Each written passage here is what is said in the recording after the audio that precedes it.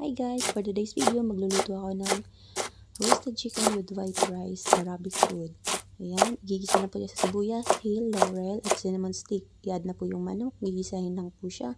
At nang mag-brown na po siya konti after 2 minutes, idadagdag na po natin yung tubig. Ayan na po, nadagdag na po yung tubig.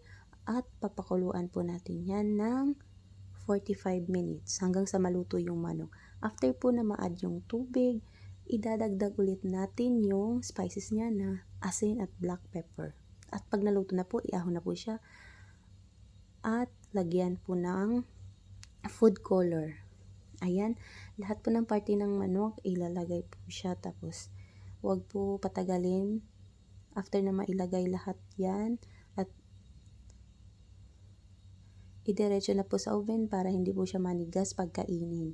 After po malagay yung food color, idadagdagan po natin ng konting spices para may konting anghang. Ayan, i-add ko po yung blender na garlic, fresh milk, paghaluin. After po mahalo, i-add na po natin yung binabad na bigas.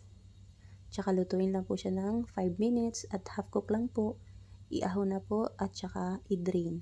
After po na i-drain, ibabalik ulit sa kaldero at lutuin po ng 20 minutes. Ayan, ready na po siya. Low heat lang po natin. Ayan, luto na. After 20 minutes, luto na po siya. And that's it. This is roasted chicken with white rice and toppings, fried onions. Thank you for watching. God bless.